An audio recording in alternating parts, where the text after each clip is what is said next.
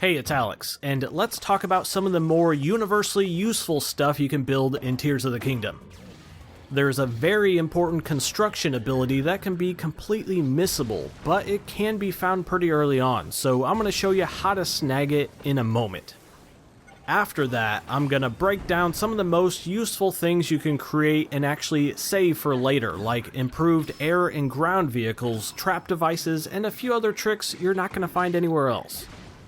Now let's get into it, and if you happen to be new here, hit subscribe. Okay, before we get into the builds, let's get this spot on the radial menu unlocked, the auto build mechanic. This will let you save anything that you build, so it can be spawned over and over and over. To get auto build, head southwest of Lookout Landing, put a pin marker on the Temple of Time, and go directly east of that to this hole in the ground. That'll lead you down into the underground, and when you open up into that, start paragliding to that spot you marked directly under the temple. You'll find this device, and when you interact with it, that will unlock the auto build mechanic. Using auto build shows you schematics of buildable things you've already found, has a history of things you've built yourself, and has a favorites section where you can save your own creations. If the materials are nearby, this will auto-build it for free, but if not, it'll simply cost Zonite, which is easily farmable down in the underworld region.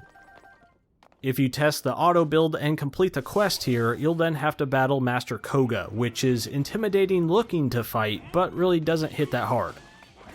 After that, you'll get 100 crystallized charges if you want to use those to improve your max battery capacity, which is going to be helpful for powering all the stuff you're about to build. Now that you have auto build, it's time to make some important creations to save to your favorites for use later. Instead of explaining how to make some ridiculous and expensive things you're probably not going to use and will cost a ton of Zonite to summon, I'm going to show you some really efficient vehicles and useful devices to make that cost really little to spawn. So Garch here, Giga Automated Robot Chad Helper, should have came up with the words before the acronym, is going to remain as a failed abomination no one should bother building. Something that is useful though are quick, simple, and cheaply spawned trap devices to assist with combat. Unlike the recall tactic for making traps from my previous tips video, which requires resources to be nearby and takes time to set up, these traps are instantly ploppable death machines. First, you're going to need a big wheel, and if you notice, when you attach anything to its axle, the other side will retract, giving you the perfect stationary spinning device. You can stick something like a flame emitter to that and save that to auto build as a favorite. That'll cost you only 6 Zonite to spawn, and with this auto build feature, you're really incentivized to come up with things requiring the least amount of parts, which lessens the cost to summon them. This spinning fire trap I made is pretty good at breaking up large groups of enemies and burning everything around it. That's one of my personal favorites, but you can also make physical damage based traps as well, by slapping logs onto the axle of that wheel. This one has a pretty big area that it covers, but requires 15 Zonite to spawn since it uses 4 separate logs and a wheel.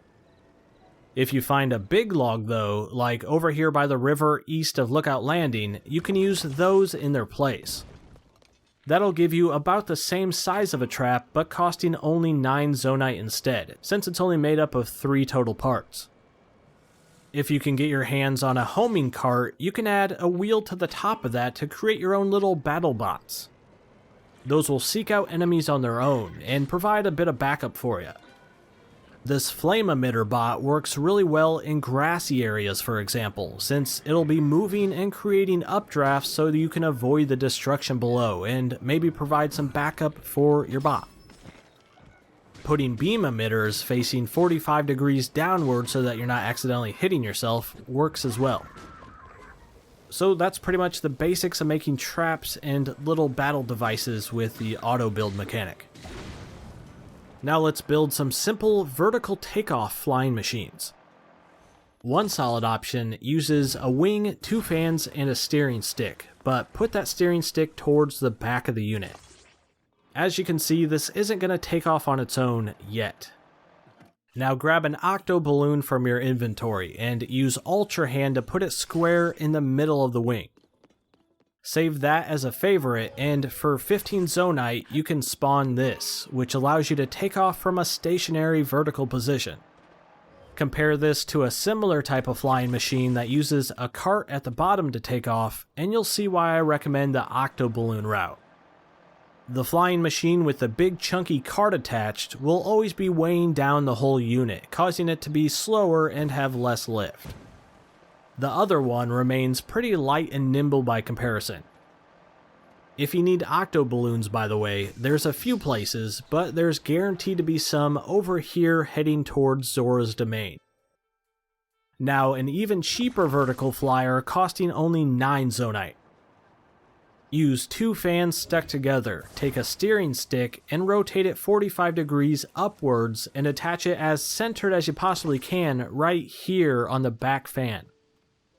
This vehicle will take off vertically by pressing backwards, and if you lean off of holding the analog stick back, it'll shift its rotation to fly more horizontally. This requires a bit more finesse to control than the last option, but does technically get you flying a vehicle for less.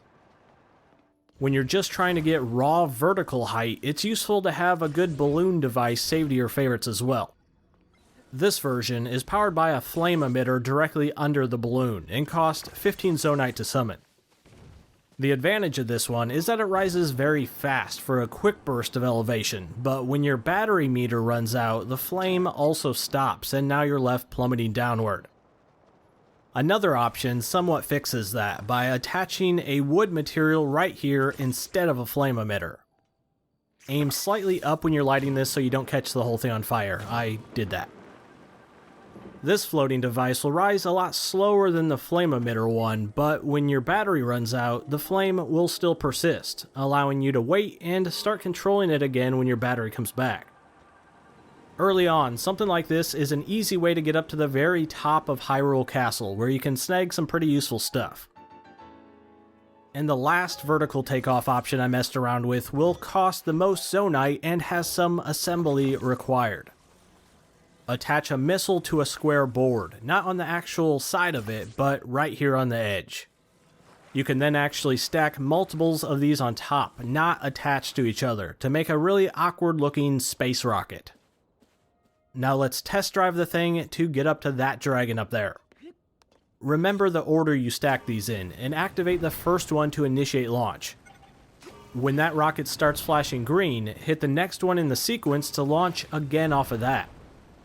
A few more times of doing that, and that weird daisy-chained rocket method just got me up onto that dragon from the ground in about 20 seconds. Stacking the rocket platforms is pretty fun, but not the most practical. Next, some easy ways to avoid the annoyance of not being able to climb things in the rain. Just straight up, a spring is the best item to counter that, but you might not always have a stock of those available on you. However, with Autobuild, you now do. Take out anything, like an apple, and stick it to the side of that spring. Now it'll show up in your Autobuild history, and you can favorite that. If you run out of the real springs, you can always now simply summon one for 6 Zonite.